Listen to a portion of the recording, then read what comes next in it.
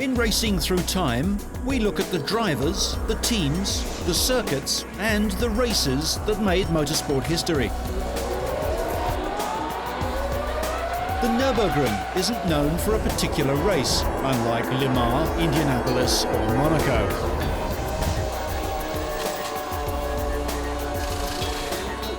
The Nurburgring is famous because it's the most challenging circuit ever built.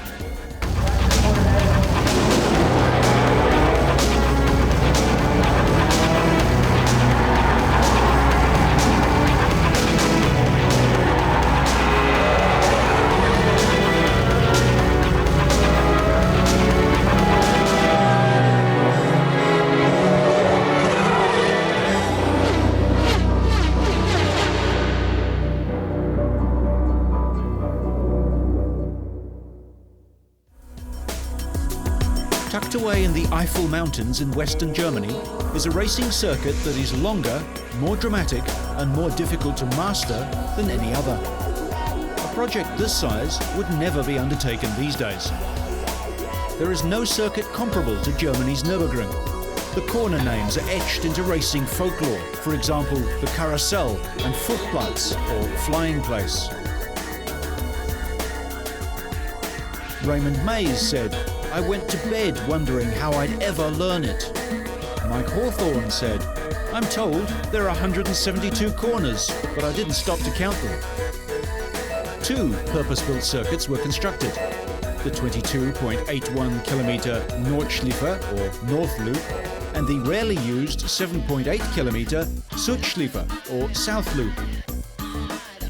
District Councillor of the rural Eifel district, Dr. Kreutz, and Herr Fuchs, Supreme President of the Rhineland, laid the foundation stone in 1925 when 3,000 workers began construction. The circuit was initiated as a means of alleviating unemployment in the nearby Koblenz and Köln region. The scale of this project has been unmatched since. The track looped around the Nürburg castle, providing a challenge with steep drops, trees and banks to trap the unwary driver. Apart from the circuit, spectator facilities were beyond anything previously presented. Away from the grandstand, it's a place where thousands of spectators brave the rain and fog, frequent hazards, to watch motor racing in the area.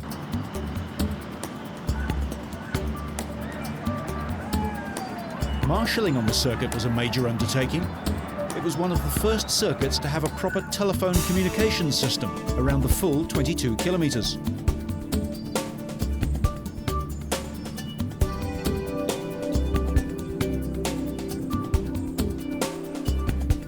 This great test for drivers and cars was used extensively by the German motor industry in the 20s and 30s. It's still used today, and for a fee, you can drive on it too.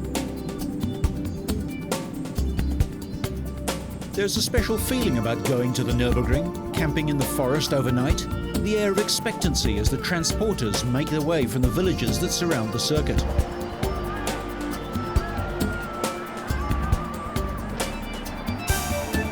Adenau is known as the village close to the circuit where people take a break from the action at the track and enjoy some of the countryside in the Eiffel Mountains. Great names of motor racing have won there. Pre-war, Caracciola, Rosemeyer and Seaman. Post-war, Ascari, Fangio, Moss, Brabham, Stewart and Hunt. Some of the most dramatic moments in motor racing history surround you at the Nürburgring. That history began with the first car race on June the 19th, 1927. It was won by Rudolf Caracciola in a Mercedes 680. Both names destined to play an important part in racing. Later that year, the German Grand Prix was won by Otto Merz in a Mercedes 680 from Werner and Walb. In the heatwave of 1928, Caracciola and Werner won the German Grand Prix in the Mercedes-Benz. It was the first of many German Grand Prix wins at the Nürburgring for Caracciola. In 1929, Louis Chiron won.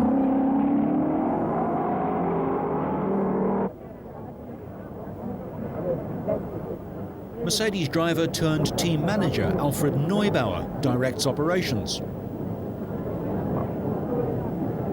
In the 1930s, Mercedes withdrew from racing for economic reasons, and Caracciola drove the Alfa P3 in 1932.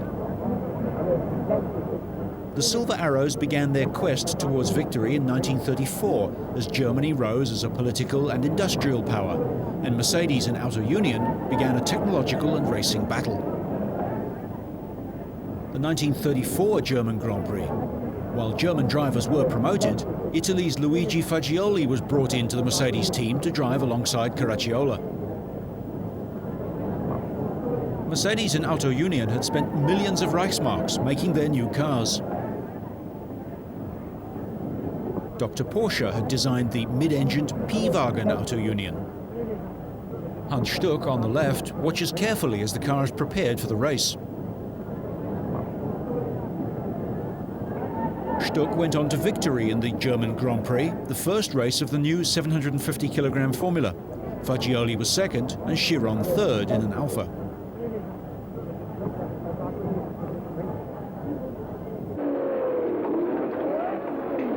In 1935, Bernd Rosemeyer was driving for Auto Union. The former motorcycle racer had no preconceptions as to how a Grand Prix car should handle, and he took to the rear-engined car immediately. This is the Eifelrennen, one of the major races of the era, and Rosemeyer won easily.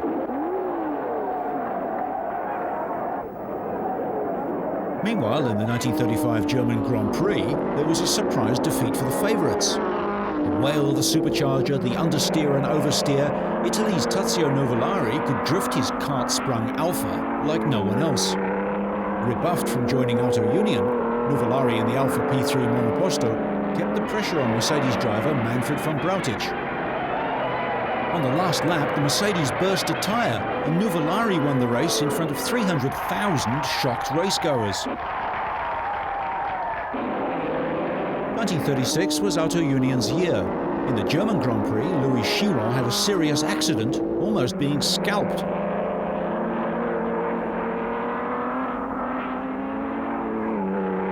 In the pouring rain, even Caracciola's brilliance couldn't head off the rising star of German motor racing, Bernd Rosemeyer.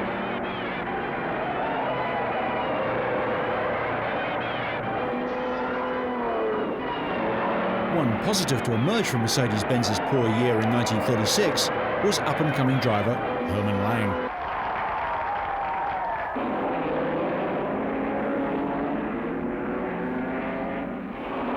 With the decline of Achille Varzi through ill health, Bernd Rosemeyer carried the flag for Auto Union.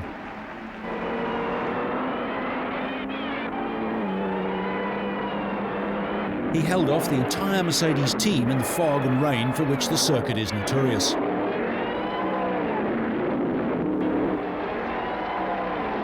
A soaked Rosemeyer is greeted by his mother and father at the end of the 1936 German Grand Prix. He also won the European Championship that year.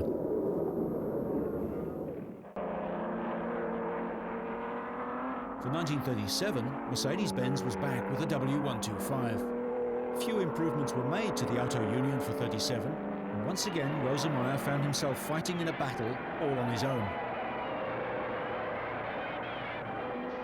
The 1937 German Grand Prix saw these powerful cars at their peak in the final year of the 750-kilogram formula. Aristocrat Manfred von Brautich, former mechanic Hermann Lang and Bernd Rosemeyer started fastest.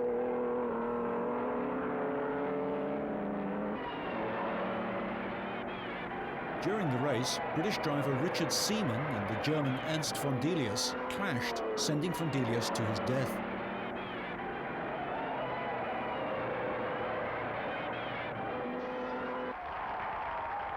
Often it was a question of whose tyres lasted and who could take care of them the best, which determined the winner. Sliding a car through the carousel, 600 horsepower and narrow tyres. Nuvolari leaps back into the Alfa and back into the race.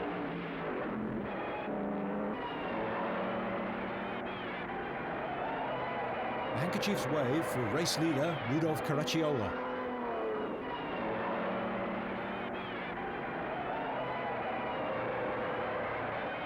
Caracciola won the German Grand Prix with von Brautic second and Lang third in a Mercedes clean sweep.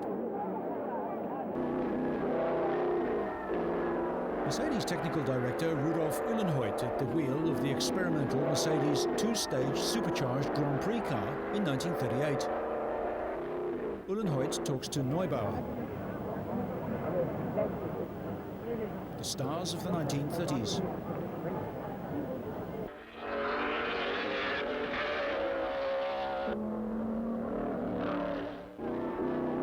The reputation of the Ring was forged in the era of the 12-cylinder Mercedes and the 16-cylinder Auto Unions.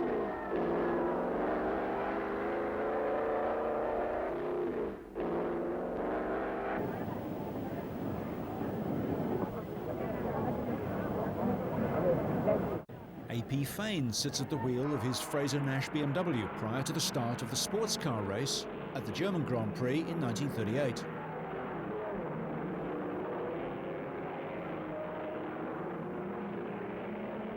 Emerging car company BMW were making a name for themselves with their impressive 2-litre 6-cylinder sports car. Fane drove the BMW to victory.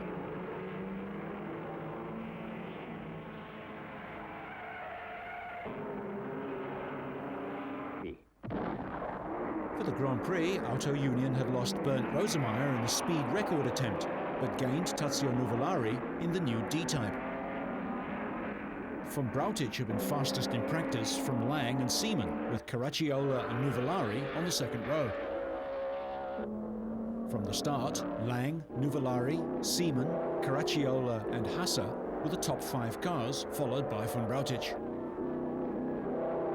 Richard Seaman was soon up to second place as the cars slithered around the circuit in long, power-sliding drifts.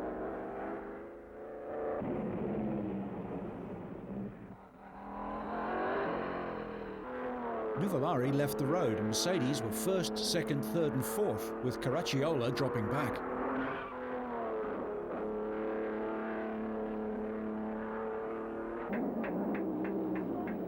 Pit stops and Seaman in with number 16 Mercedes, McIntosh sheeting down the back to shield him from the fuel. A quick drink, clean the aero screen, an anxious glance behind and he's back in the race.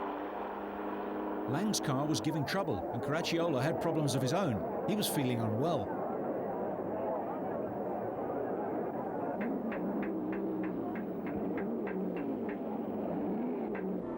Von Brautic was using all his skill to stay ahead of Seaman, opposite lock through the bends.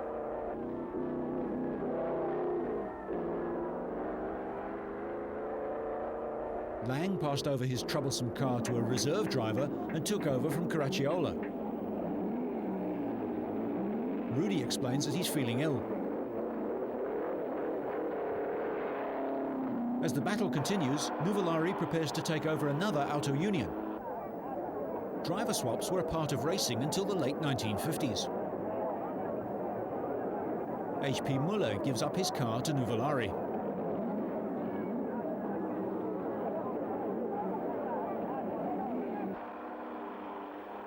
The little Italian is back in the race, but out front it's von Brautic and Seaman first and second.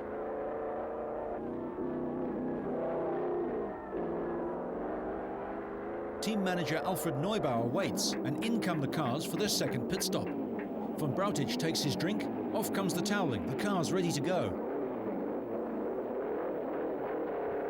Seaman too prepares as the car is refueled.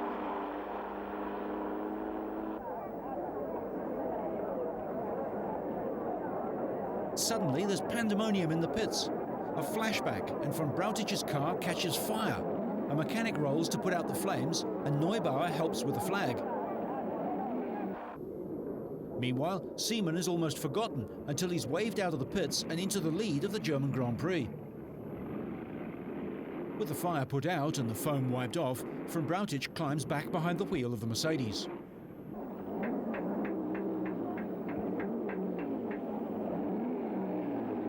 A hesitant start, and von Brautic is back into the race.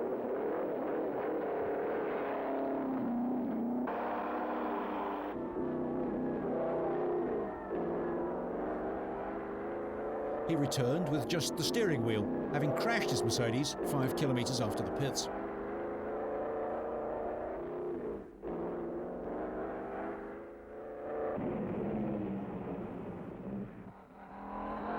The pounding that the drivers took on the circuit is easy to see as Seaman comes up to the checkered flag. Seaman becomes the first British driver to win a Grand Prix since Sir Henry Seagrave in the 1920s.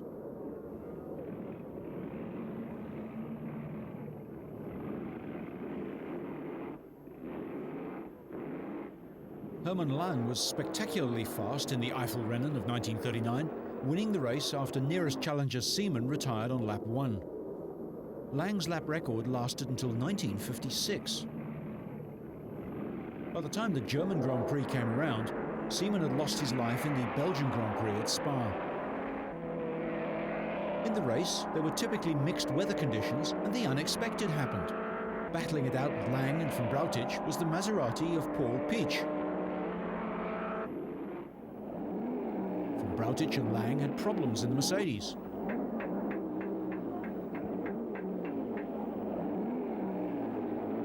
The French De La Haye's weren't quick enough, and the Auto Unions were not able to get it right either. In the wet weather, everyone's eyes were on Rudolf Caracciola, the most successful driver of the era. On board with Hermann Lang at the wheel of the Mercedes. This wet race was the last great win for Rudolf Caracciola. Second was Muller and Pietsch was third, while Hermann Lang was European champion. It was the last time that Auto Union and Mercedes-Benz fought it out for honours in the German Grand Prix. 11 years were to pass before motor racing returned to the Nurburgring. The circuit was bombed and needed reconstruction before racing could restart.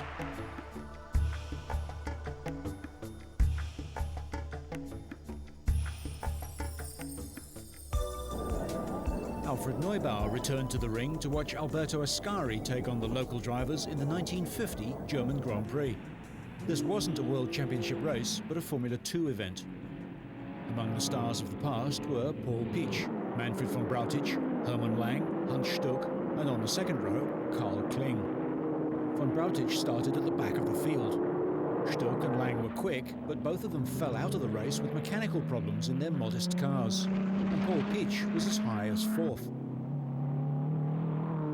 Ferrari were dominant, with Alberto Ascari leading André Simon's Gordini. Ascari wins in the V12 2-litre Ferrari. In the following year, 1951, Formula 1 cars returned to the ring.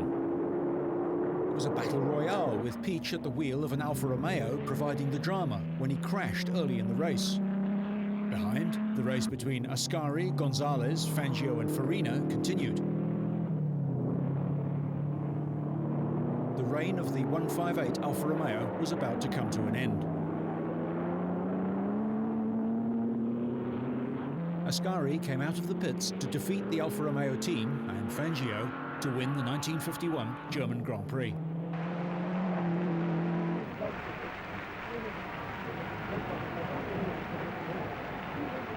In 1952, Formula 2 had taken over and replaced the 1.5-litre supercharged and 4.5-litre unsupercharged cars for Grand Prix races. Supporting the Grand Prix were two sports car races. Ferdinand Porsche, designer of the Auto Union P-Wagen and the Volkswagen, began producing sports cars under his own name after the war.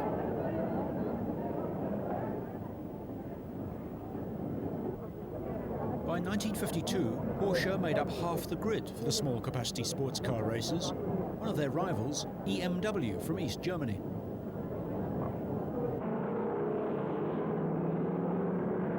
Everyone was waiting, however, for the battle between two men in the second sports car race for bigger capacity cars. All eyes were on Mercedes making its return to competition, and two drivers, pre-war star Hermann Lang and post-war contender Karl Kling.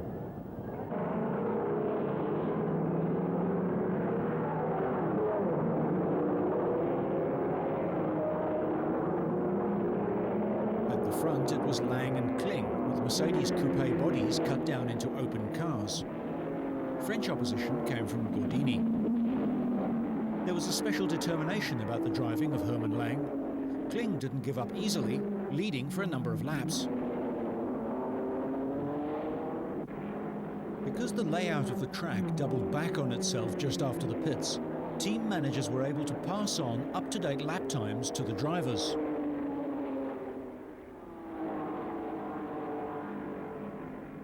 However, on this occasion, Neubauer decided that pit signals were superfluous. A Ferrari spun out, and the spectators watched as the Mercedes fought it out around the circuit.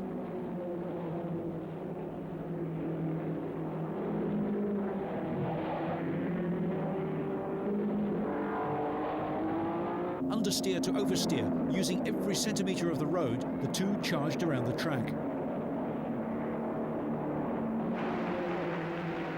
Lang fought off the challenge from Carl Kling to take victory for the final time.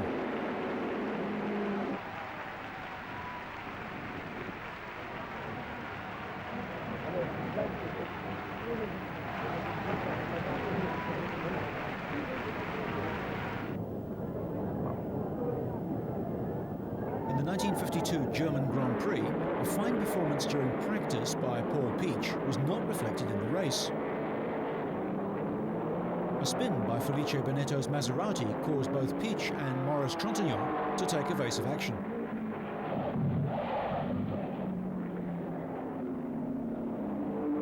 Alberto Ascari knew that his Ferrari teammate Nino Farina was going to be his strongest opposition. There was no doubt that the four-cylinder 2-litre Ferrari was the car to beat in Grand Prix racing.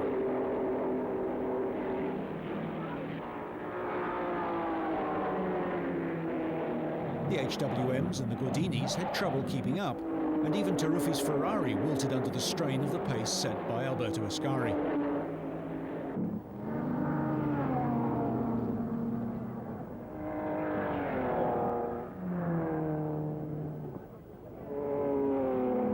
Robert Mazon's Gordini had been in fourth place until a wheel fell off. Felice Benetto looks on anxiously as Ascari flicks the Ferrari through the last corner to take victory on his way to winning the World Championship. Behind him, a trio of Ferraris, Farina, Fischer and Taruffi. Farina just avoids being run over in the paddock for the 1953 Grand Prix. Stirling Moss tries the Cooper. Ascari steps out of the Ferrari. Moss's car had been built in just a few days. It featured an Alta engine and nitromethane fuel, giving it almost as much power as the Maseratis and Ferraris. The question was, how long could it last? And it would need many fuel stops. Recovered from his 1952 accident, Juan Manuel Fangio was anxious to get back to winning.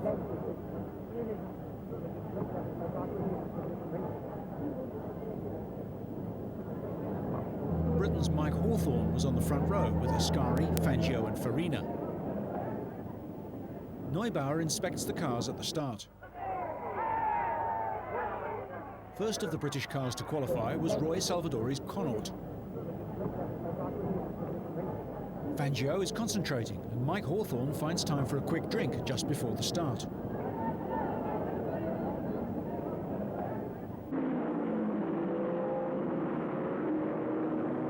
Here, Fangio takes the lead. McAlpine's Connaught in midfield. Side by side, the battle between Ferrari and Maserati for supremacy.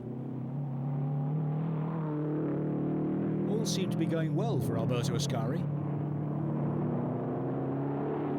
Hawthorne was fighting it out with the Maseratis. Ascari, Hawthorne, Fangio and Farina the order until Ascari lost a wheel at 200 kilometers an hour. The Italian showed some rare temper in the pits as the mechanics struggled to find a replacement wheel.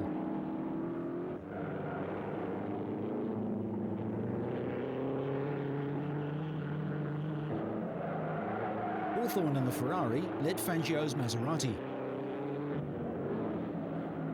Now it was Nino Farina's turn to fight his way back into the lead, with Ascari returning after a long delay.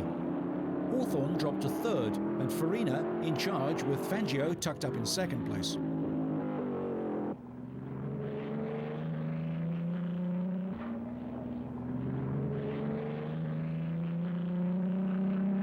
Ascari in the pits once more with an engine problem. Luigi Villaresi is called in and Alberto takes over from his friend. Back in the race, Ascari breaks the lap record and gets as high as 4th. However, after 3 hours, the race is over with Nino Farina the winner from Fangio and Hawthorn. The 1950 world champion took a welcome victory. He'd been overshadowed by the recent performances of Ascari and Fangio.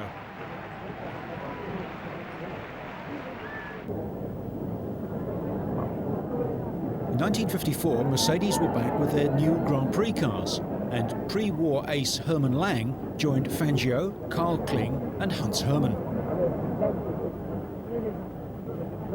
It was a last-minute rush to get all 4 cars ready, especially as they featured open bodies. There was a Mercedes parade before the start.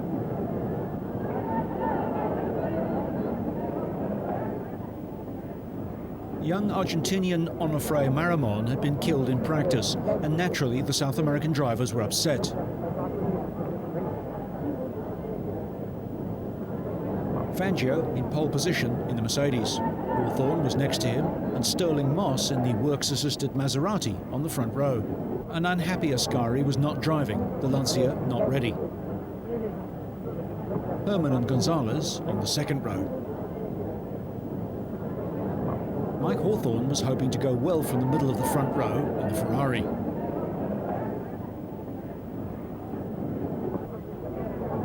Karl Kling had discovered a problem, a leaking fuel tank. Hans Hermann was looking calm.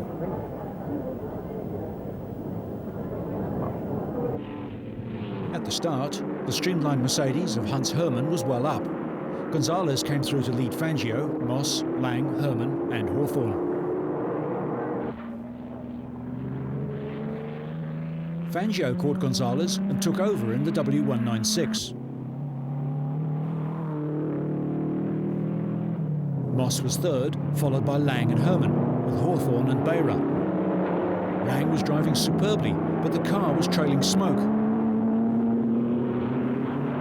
Rushing up through the field and closing fast was Karl Kling. Lang passed Gonzalez and Kling lapped in 9 minutes and 59 seconds.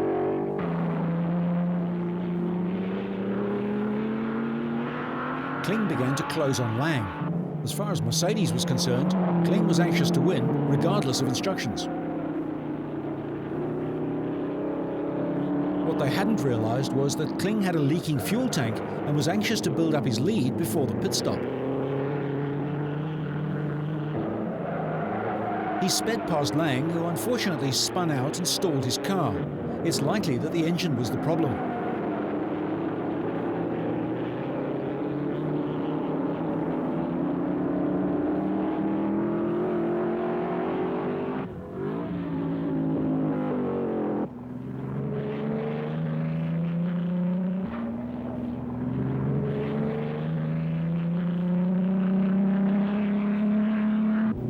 Fangio now led from Karl Kling, who tells us about his race.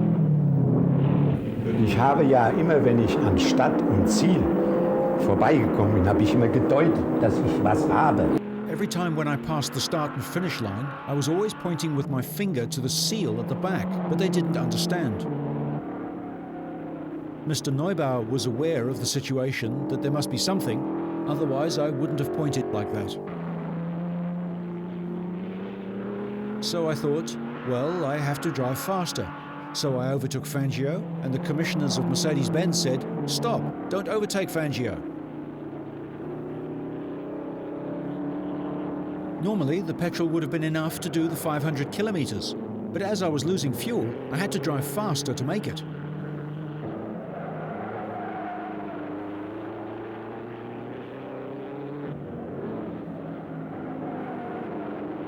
I was trying to make up some time so that I could make a pit stop and refuel.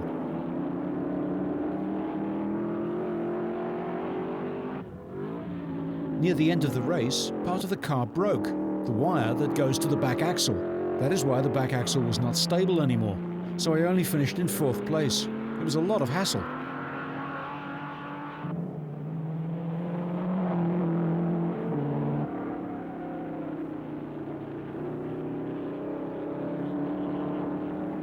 Vast crowds lined the circuit during major races of the era.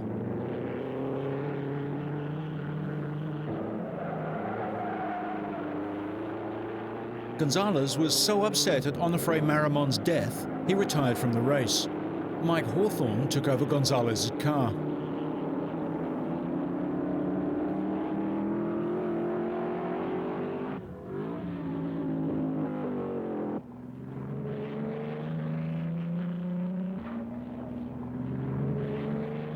It was an easy win for Juan Manuel Fangio ahead of Mike Hawthorne in the Ferrari.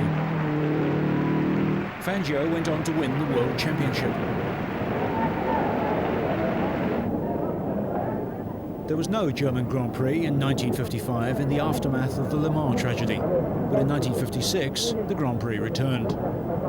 Fangio, now with Ferrari, headed Peter Collins, Eugenio Castellotti and Sterling Moss.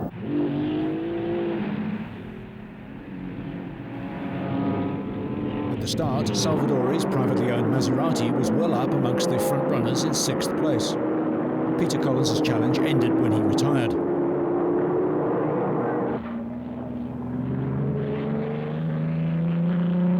Moss desperately tried to catch Fangio, but to no avail. British privateer Bruce Halford drove a superb race, up to 4th at one point.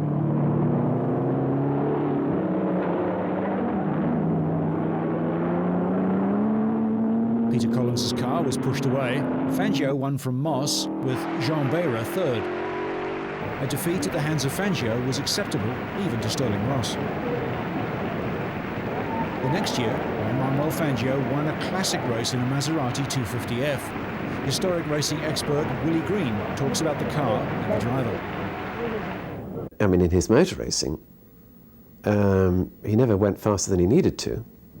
But when he wanted to go quickly, you got a problem, because he was going to really try. I mean, his race at the Grand Prix at Nurburgring in '57, when he was so fast, was quite extraordinary. I mean, I've driven that actual car around that circuit, but in the modern version of the circuit, when you've got runoff areas and Armco, in those days it was hedge to hedge, and you either knew the circuit or you didn't, and one mistake and you were history. And he was going so fast. I mean, that I think stands out, along with Nuvolare's drive in the Alfa when he beat the Mercedes, as being two of the greatest drives in history. The basic design of the 250F was now in its 4th year. Moss had joined Van Wall and won the British Grand Prix. Collins and Hawthorne were at the wheel of Lancia Ferraris, modified versions of the previous year's Lancia D50s.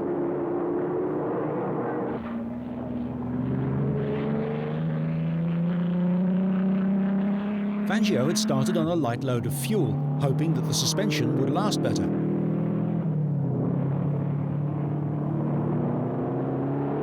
When he came into the pits, the fuel stop appeared leisurely. He even jumped out for a drink. The wheels were changed, and Fangio gets back in.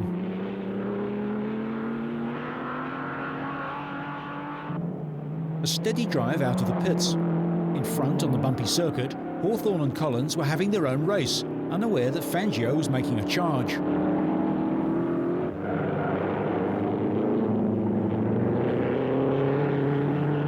It looked a forlorn task, but lap after lap he closed on the duo up ahead.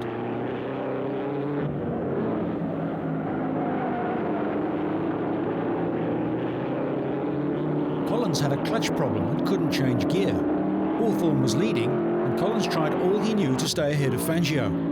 Fangio closed the gap, put 2 wheels on the grass, up came some dust and stones, and Collins dropped back to 3rd with broken goggles.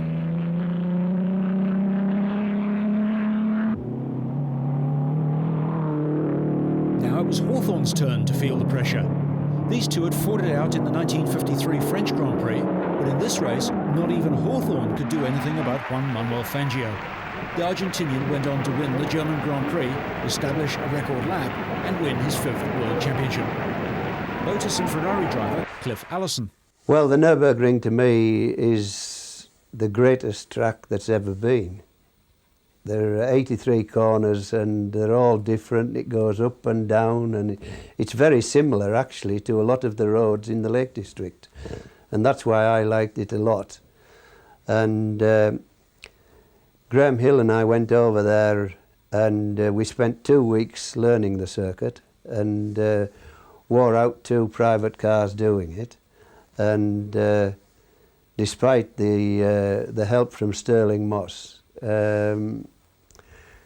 we still managed to learn it pretty effectively. Sterling, when we first arrived, said, "Oh, I'll show you the way around, lads," you know, and so we had a little Ford Anglia, and we spent more time on 1 wheel than 2, and learnt absolutely nothing from Sterling. Well, a lot of drivers tended to send each other up at that time. Oh, yes, yes. It was much more jovial then, yes, it was great fun. However, the German Grand Prix of 1958 was a tragic race. After a difficult season with Ferrari, Peter Collins had won the British Grand Prix and was confident at the Nurburgring. Van Wool's Tony Brooks remembers. I think it was only perhaps a couple of miles before the straight when all of a sudden Peter disappeared from my rearview mirror. And of course I didn't know what had happened. I thought you know, he'd perhaps had engine trouble, some mechanical trouble of some sort. And it wasn't until you know, after the race that I knew that he'd had an accident, and you know, unfortunately it ultimately proved fatal. So you know, that was a very, very you know, sad event, and of course took away the satisfaction of possibly my best race ever, the German Grand Prix, because it was such a challenging circuit, and it you know, it was just a very satisfying race until I you know, found out about Peter. This wasn't the first victory that Brooks had had at the Nurburgring. He'd shared the winning Aston Martin in a 1,000-kilometre sports car race with Sterling Moss in 1957. The Nurburgring, 1,000 kilometres, that is the real test of a car's road holding, of a car's performance, and of a driver. So I think they're both, you know, great challenges in a way, but you know, I think, you know, poles apart really. And as I said earlier, 14.5 miles round, 173 corners of all sorts, you know, dipping and diving, weaving and so on. I mean, really incredible test of a car. And you know, the DBR1 there was absolutely superb, although it was substantially down on power compared with the opposition.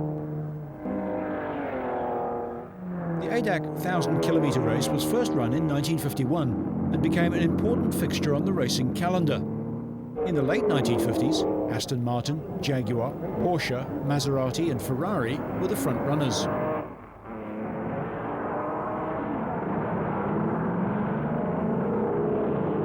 The Aston Martin DBR1 virtually made the Nürburgring its own. They won the race on 3 occasions, Brooks with Moss in 57, Moss with Jack Brabham in 58, and then Moss with Jack Fairman in 1959.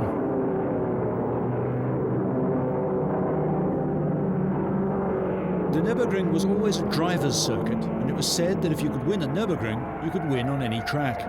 It was the supreme test of a driver's skill.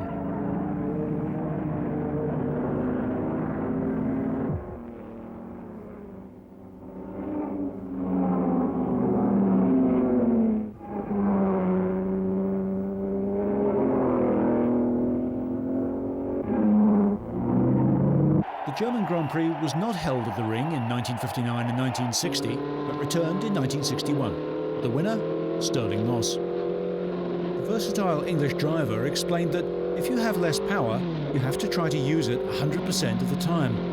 The less you have, the more opportunity it gives the better driver to demonstrate his skills over a lesser driver. But if you corner too hard, you scrub off speed. And therefore, if you are able to feel the car through the corner a bit faster than another guy without scrubbing it off, obviously it will help. And I was very lucky in as much as that both the races that I happened to win, both Monaco and the Ring, in principle are race circuits where the slower car can be closer to a faster car than on the fast circuits, obviously so. And luckily there were 2 very important events for my career, really. The 1962 race was run in wet conditions, and it was a scrap between Dan Gurney's Porsche, Jim Clark's Lotus, John Surtees' Lola, and Graham Hill's BRM. This was the year of Graham Hill's World Championship.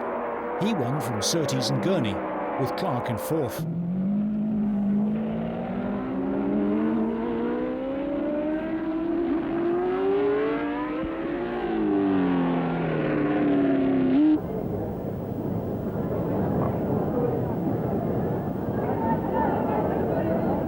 sports cars, Ford took their GT40 to the Nurburgring with Phil Hill as the driver for its debut in the 1963 1,000-kilometre race.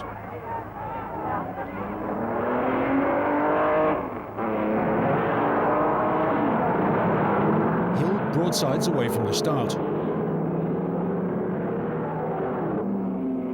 The car didn't last, but it did show its speed.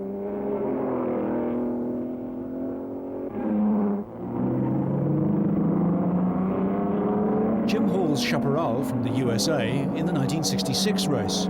This was an innovative car and it helped internationalize sports car racing in the 1960s.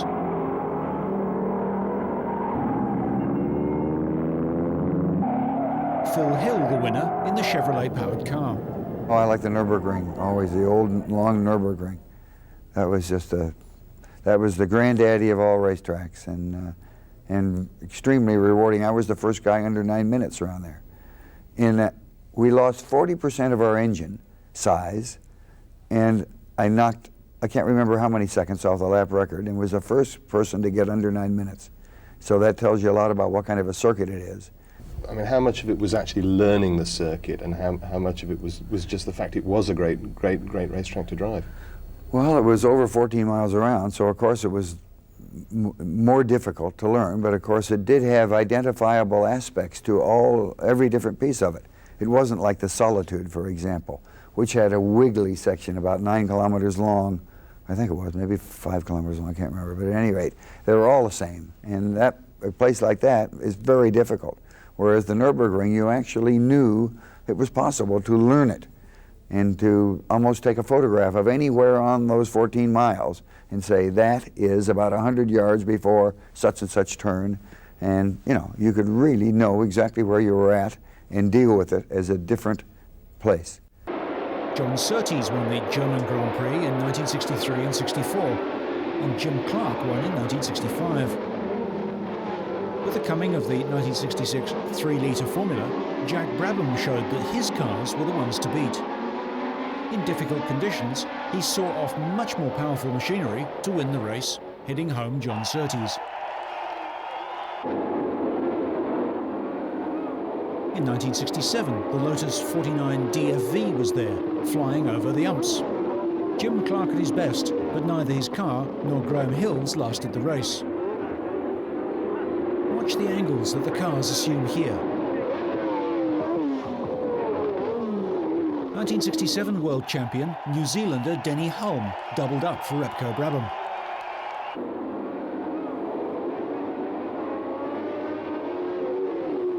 A foggy, wet race the following year saw a magnificent performance from Jackie Stewart in the Matra Ford.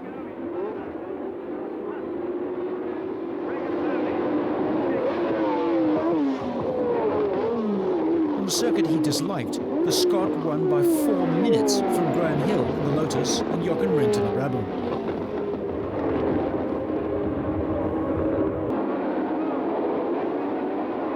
The great sports racing cars of the early 1970s raced at the ring. Porsche versus Ferrari and Alfa Romeo. Racing into the 1970s with increased cornering speed and wide, slick tyres. Some modifications had to be made to the track. 1974 and Ferrari's Niki Lauda and teammate Clay Regazzoni.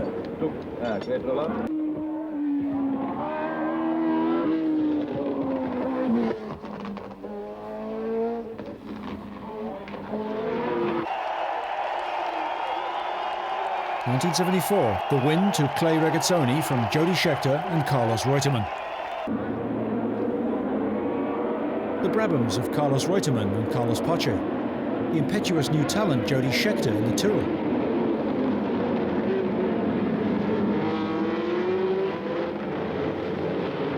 The ring was becoming very difficult for modern Grand Prix cars. There were places where they left the ground. Driver safety and marshalling were becoming more difficult to achieve on such a long track.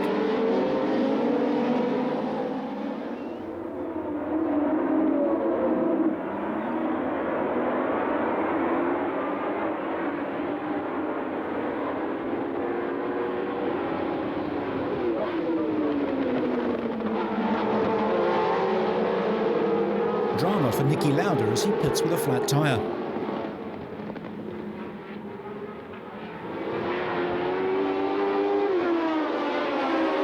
Carlos Reutemann won in 1975 from Jacques Lafitte and Niki Lauda. 1976 saw the end of an era for the Nürburgring. This was the last Grand Prix on the Nordschleife after Niki Lauda's fiery crash.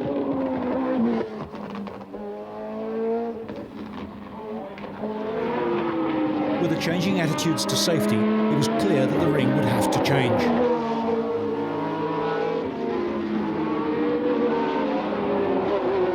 James Hunt went on to win the last German Grand Prix to be held at the old Nürburgring.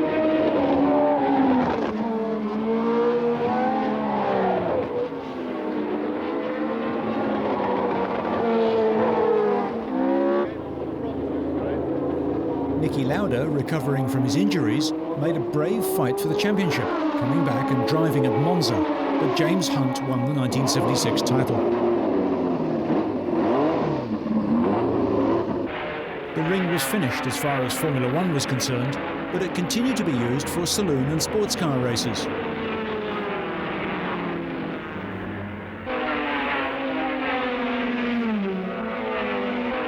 The featured cars were now BMWs, Porsches and Opels.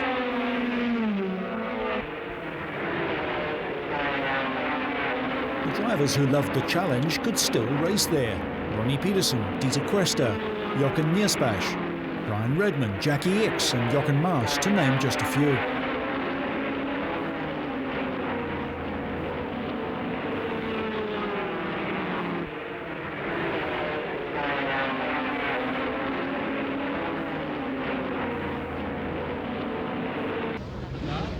Sterling Moss talks to Hans Hermann.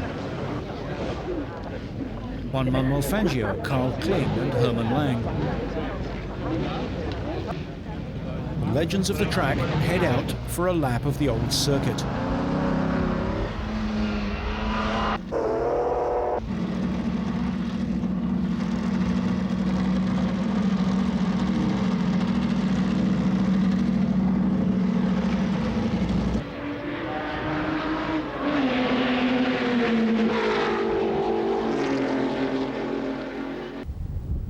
After many delays and financial difficulties, the new Nürburgring was opened on May the 12th, 1984, with an all-Mercedes race won by Ayrton Senna. Now, the so-called new Nürburgring has 20 years of its own history, with the old Nürburg castle brooding in the background.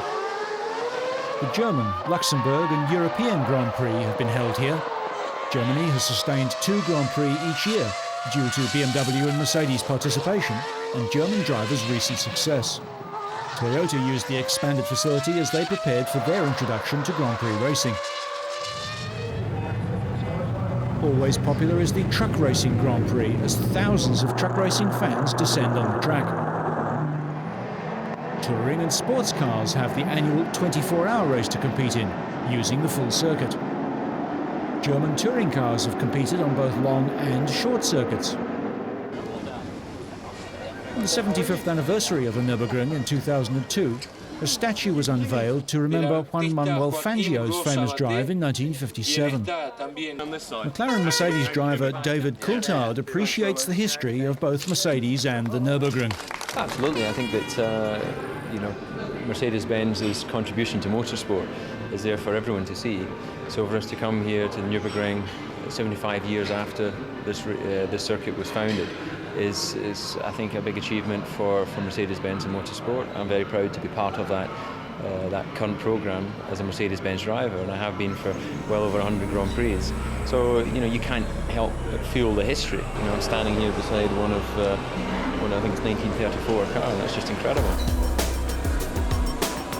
Memories created at the Nürburgring endure through these films and stories.